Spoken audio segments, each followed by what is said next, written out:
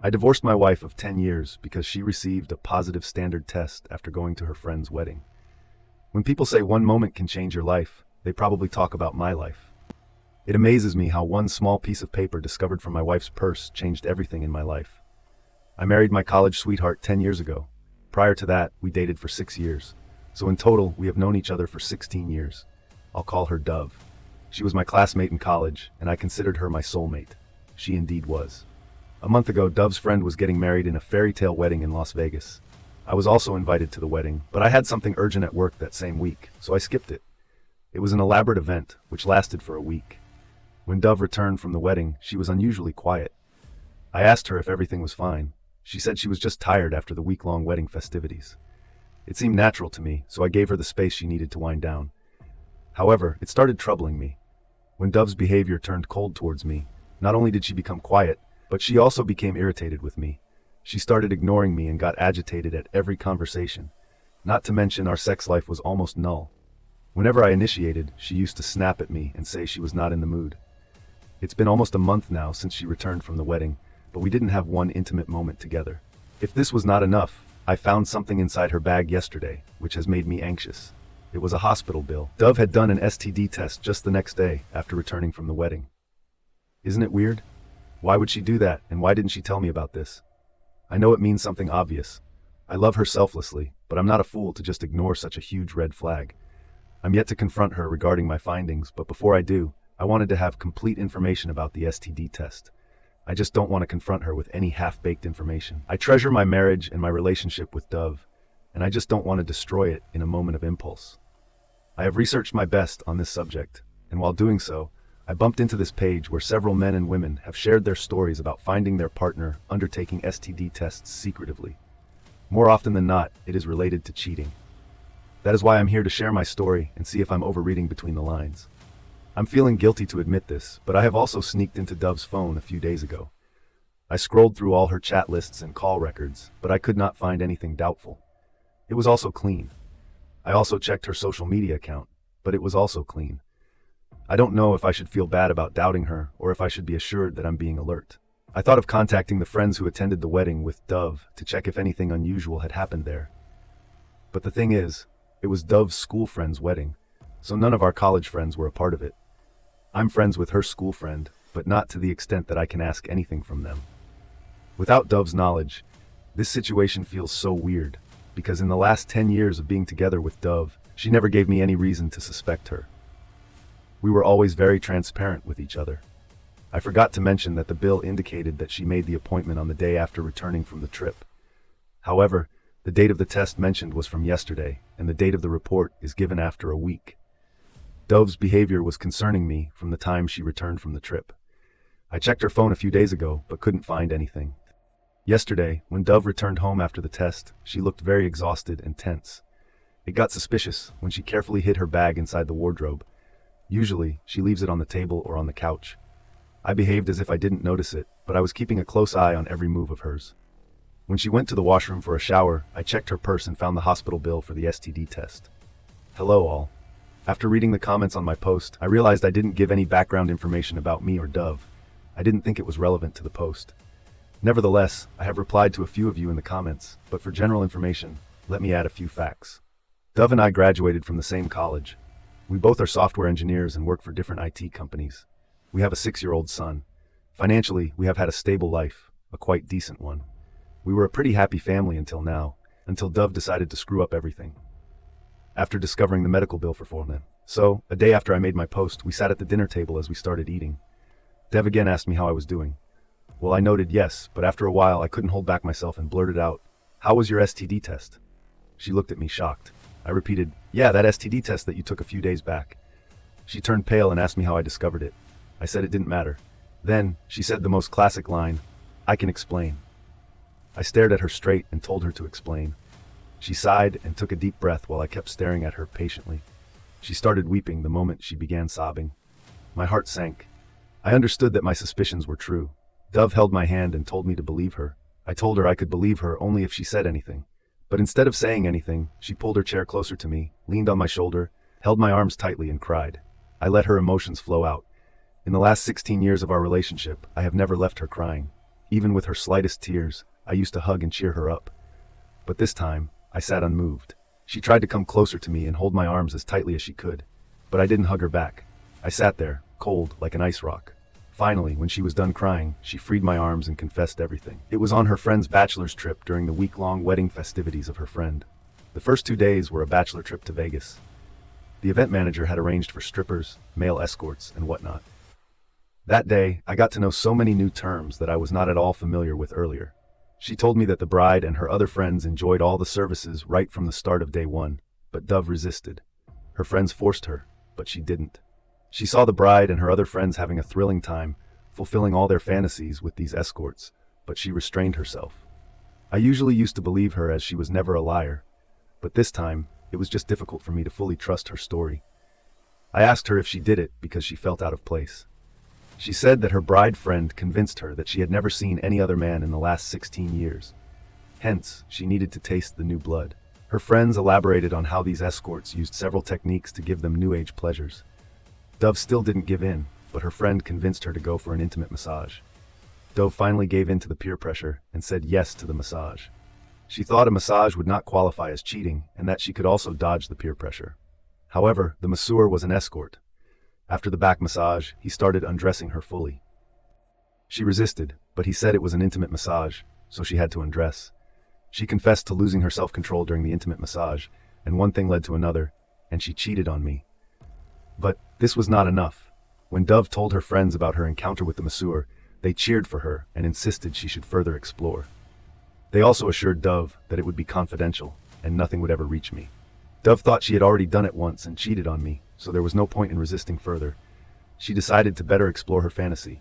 I was glad that she honestly confessed everything she knew. I wouldn't forgive her, even if she did it once. I just sat there, lifeless, trying to absorb whatever Dove said. I knew my life was going to change. The woman in front of me was the love of my life, and that was why her betrayal inflicted such grave pain on me. Dove nudged me to say something, as I had not spoken a word since she confessed. I buried my face in my palms. She tried to hold my hand and lift my face, but I resisted. Finally, when I looked at her, I said I was going to file for the divorce. She was shocked and said I should not make an impulsive decision because we have a son. I yelled at her to stop showing her fake concern for our son and our family. If she had the slightest concern for the family, she wouldn't have done what she did. I took my car keys and left the house. She tried to follow me, but I shrugged her off. I drove off to my friend's place, who was living alone. He recently had a divorce. That's a separate story. Anyway, I drank until I passed out. The next morning, I called in sick at work. My friend went to the office while I lounged on his couch, searching for divorce lawyers. I stumbled upon a lawyer who was my junior in school. He was added to my Instagram account, so I told him that I was mindfully making this decision. I relayed my divorce terms to him, and he assured me of starting the paperwork immediately. I requested him to fast-track the process because I want to get done with it as soon as possible. Anyone who heard me would have assumed I was making an impulsive decision, but I was not. I love Dove, but not more than my self-respect. I told him that I trusted Dove with my life, and if I'm taking this decision, it is definitely serious. I cannot let her get away with the cheating. The next day I went home in the afternoon. I thought she would be at work, but she was at home. She had become miserable just in the last few days. As soon as she saw me, she rushed towards me and tried to hug me, asking me where I had been for the last 2 days and why I was not responding to her calls and messages. I wanted to push her away, but she looked so pale and fragile that I could not do so. I let her hug me, but I didn't touch her. I stood stiff. She kept saying sorry, but I remained unmoved. She held my face with her palms and nudged me to say something. She said my silence was killing her. I asked about her son. She said she had dropped him at my parents' house for a few days. I freed myself, went to my room, and bolted it. She would not have let me pack if I had let her in. I packed some of my clothes, laptop, tabs, and essentials, and hurriedly left the house. While she was in the kitchen, she followed me outside, trying to stop me, but I didn't look back and drove off. I checked into a hotel and then went to my parents' house to meet my son. I wanted to tell them everything, but I resisted because I had something else on my mind. It's almost a week now. I'm working from the hotel. I have taken permission to work remotely for this month. Dove tried to contact me through all possible means: calls, texts, voicemails, showing up at my workplace, crashing at my friend's place, and local bars and restaurants that I often visit. One of our common friends called me today and asked me if I was fine. He said that Dove had been looking for me in the entire city. I asked him if she had told him the reason. He said that whoever was asking, Dove had been telling them that I left the house after a severe argument about something. I said, yes, I'm safe, but I needed some time to cool off. A few hours ago, I called up my lawyer to follow up regarding the divorce papers. He said to expect them to be shipped to me in the next few days. I'm waiting until the divorce papers arrive. I'll make an update once I sort out this case update too. It took a while for me to update this, but I wanted to sort out everything before making an update. This would be my last update. So, after 10 days of the D-Day, the divorce papers arrived. It was Saturday. The next morning, I went to my house. The situation was the same. Dove was lifelessly lying on the couch while my son was playing in the living room. He ran towards me and hugged me as we hadn't met in the last week. This time, Dove was stiff. She didn't hug me. Instead, she gave me a cold stare. I played with my son for a few minutes, and then left him alone and sat on the chair. Dove looked at me with a straight face and asked what I wanted. I smirked at her question without saying anything. She asked if there was anything she could do to make things better. I still remained quiet. After a while, she said, "Look, I know I have hurt you and ruined everything, but I'm guilty about it. I accept that what I did was a grave crime, but you need to see that I could have skipped the STD test, and you would have never known about it. But I took the test for your safety and avoided sex to protect you. I love you. I'm sorry for what I did, but you also need to acknowledge that I honestly confessed the truth when I could have easily cooked up some lies. So we need to solve this situation instead of running away from it. Tell me if there is anything I can do to fix this." I replied, "Yes." I told her to confess her cheating in front of my parents and hers. She gave me a stern look. I said, "What? You can't do it, right?" She took a deep breath and said if this was something that would make me happy and satisfied, she was ready to take a shot. I asked her to go on and invite them in the evening. After staring at me for a couple of minutes and seeing the coldness in my eyes, I know I would be called egoistic and chauvinist for destroying my happy family for just one mistake of love. But I don't care what others think of me. I know when my son grows up, he will be glad that I chose my self-respect over my love and emotions. It is necessary that a child grows up with happy parents who might be living separately rather than frustrated parents who are trapped in a broken marriage. And our marriage was broken at that moment. Dove opened her legs for other men after lunch. Dev took our son to his room for an afternoon nap after putting him to sleep. When she returned to our bedroom, I was scrolling on my phone. She tried to touch me. I stopped her and asked if her STD reports had come. She said that she had come clean and started touching me again, knowing that it would be our last time. I gave in. That was the most thrilling sex we had in a long time. After we were done, I felt so guilty and sad, but also satisfied to be with her. She was the only woman I had been with in the last 16 years. I loved her, and it broke me to the core to think that I was going to push her away from me forever. I also regretted having sex with her because it would have given her hope of reconciliation. She fell asleep in my arms as if she hadn't slept for many nights. I looked at her face and wondered how she could do this to us. I don't know when I dozed off while staring at her pretty face. We woke up when our son knocked on the door. I opened the door for him. He played with us on the bed. It was such bliss. At that moment, I truly felt like retreating from my decision and giving another chance to my marriage. But I suppressed it and got out of bed. It was already evening. I sat in the living room, waiting for my parents and in-laws to arrive. After a while, our parents were there. After everyone settled down, Dove called me into the kitchen and asked with an intense eye if I really wanted to do this. I said yes. She then went outside and told everyone that she had something to confess. She told them she cheated on me at her friend's wedding, but it didn't mean anything. She loved me and could do anything for me. She went on to say that she had confessed this to me, and I wanted her to inform everyone about it. It happened so fast that my parents thought it was a prank. I said it was not a prank and added that she had confessed. When I found the STD test bill in her purse, her parents looked down in embarrassment and anger. My parents were also disappointed, but they didn't say anything. I told everyone that I also had something to say, and it was that I had filed for divorce. I pulled out the divorce papers and started reading the terms of the divorce. Dove tried to interrupt me, but I continued. I gave her the house in which she and my son could live while I would move out. We both would have joint custody of our son, and I would pay my share of the child support. After reading it, I handed over the papers to her. She gave me a disgusted look and said I tricked her into this. She glanced through the papers and signed it right away. Her parents stood up and left immediately without saying a word. My parents also left, but while leaving, they asked if I wanted to move in with them for some time. I nodded and said I'd see. Dove went to our son's room and locked it from inside. Not only did she feel humiliated in front of her parents and in-laws, but she felt defeated that all those confessions and humiliation were for nothing. I packed my remaining stuff and left the house. I wanted to meet my son, but I knew Dove wouldn't let me do so. So that was the reason she had locked herself in his room after that evening. I didn't get any calls or texts from Dove after 45 days or so. We were presented in court where our divorce was settled amicably. As none of us contested, we didn't say anything to each other and parted ways after it was over. It's been more than a week since the divorce was settled. I've been busy throughout finding a house and settling in there. We may cross paths because of our son, but it is going to be only transactional. I still feel empty and frustrated because I know I have also hurt her and humiliated her. Maybe we both got what we deserved. Now on to the next story. Story 2. I divorced my wife for wanting the baby's surname to be the same as her ex, who passed away. My wife and I had difficulties conceiving due to an accident I had when I was younger. After 3 years, we finally had our daughter 3 weeks ago. The baby and mom are home and healthy, but I have been on the couch due to an issue over the surname. And because he had a better name than mine, I tried to compromise by saying that since I practically raised her son, he can have my surname. That way he won't feel left out, and she can take my name too. She said no, as he has had his name all his life and shouldn't have to change it. To appease me, I tried to explain that they have 2 separate fathers, so it's natural that they have different names. I suggested she use her maiden surname and hyphenate it with mine for our baby, and she can hyphenate her maiden name with her ex's for her son. That way, the siblings will have almost the same name. That was turned down too. We have to register the baby's name next Thursday. I told her that we should probably get couples therapy, and in the meantime, register her with my name. She turned that down too, and said she went through the trouble of carrying her and pushing her out, and she should get to decide this on her own. I even asked her son, and he said he doesn't mind having separate names, as he knows his father is his father. But I am dad. He doesn't care if his sister has a different surname. I told my wife this, and she said I'm emotionally manipulating her son.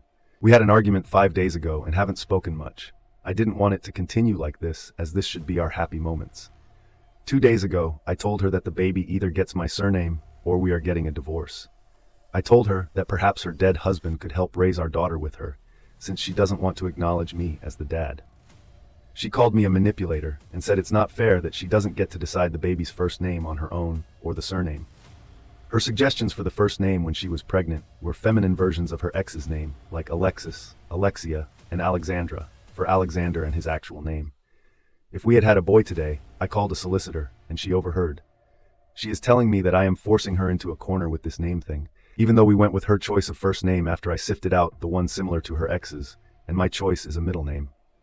I just want some outside opinions on whether I am doing the right thing. Like, what am I doing with life anymore? It's so messed up. She is 43. Most of her life was under her maiden name. She has gone under her deceased ex's name for about 10 years, but she didn't officially change it until she added her ex-husband's first and middle name to her son's official name when he was 7. Then she changed hers too. We were dating exclusively, but I didn't mind thinking she was doing it for her son. It has only been her legal name for about 6 years. She also wanted to give our daughter a feminine version of his name and the exact same name as her ex's. If we had had a boy, yes, she kept her ex's name, and I was fine with that. As she explained, she wanted to have the same name as her son, but it seems she was keeping it for other reasons, as she thinks it sounds better than mine. In the beginning, she did bring him up a lot, and I was okay with that, but after a few years, I had a talk with her. She brought him up less and less. Then she changed her son's name and also her own. I didn't mind, as she wanted the same name as him, and she was married to him, so I figured it was okay for her to change it, even if she did it years after he died. When we were discussing marriage, she said she didn't want to change her new name to mine, as mine is just bland. I didn't mind. Romantically, we were okay. We had a period of dead bedroom, but fixed our issues without therapy. She likes that I am good with her son, but won't let me adopt him. This caused a rift, but to keep the peace, I backed down while trying for a baby. We were more like roommates, but she really wanted a baby, and so did I. We were overjoyed when we found out it was a girl, as she always wanted one. Making a list of names and middle names caused some arguments, but not major ones. A quick update, as my DMs were full of requests. An update from the advice given on here. I contacted the registration office, and they told me that as long as we were married, only one parent is needed for the name registration. I wanted to appeal to her better nature and got her, mine, and her ex's parents involved. Her sister tagged along for this mediation discussion. Turns out my parents and my 3 siblings via group chat are the only ones that agreed with me on either my surname or her maiden name, her parents and sister. When that piece of information got out, when I called her on it, I asked her if it would be fair to name our daughter after one of my exes. to which she replied that I only had a body count of 3 and that 2 had the same name. Both names were ugly. When everyone left, I tried to reason with her, but she slammed the bedroom door in my face and locked it. During the discussion with the ex's parents, I tried asking them if they would be okay with me naming their grandson after me after I adopted him. They said they would never allow either adoption or name change. When I asked them if it was fair for my daughter to have their name, they said they felt their grandson was closer to his sister than I was to her as a father, and both should have the same surname. They also ridiculed my choice of both first and middle name for my daughter. In addition to my surname, this is a couple that, up until that point, I had a reasonably good relationship with. I raised their grandson as my own, and was very surprised that this is how they felt about me in the morning.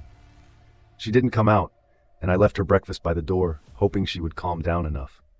By the time we registered to discuss it as adults, a few of her friends phoned and asked me why it was so important for me, in the year of 2023, to give my surname to my child. I explained my side and why I had reservations. They still felt I was being unreasonable. On the Tuesday before the name appointment on Thursday, she picked a fight with me and said she was going with her original name, the female version of her ex.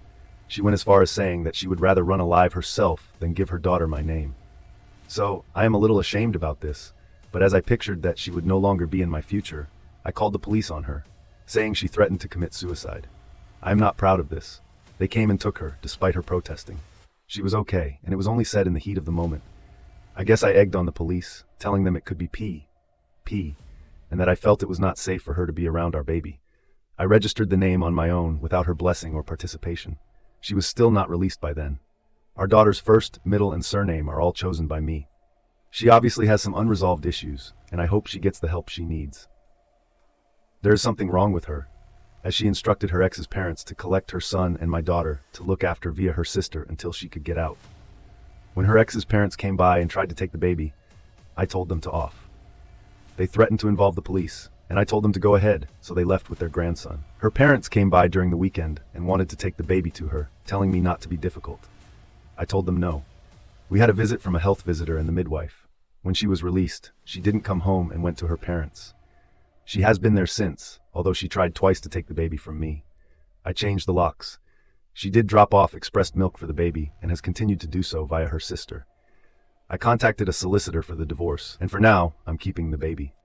Even the health visitor said that social services are going to get involved due to her mental state, and I am the better option for care for now. There is no saving my marriage, and I doubt she ever loved me.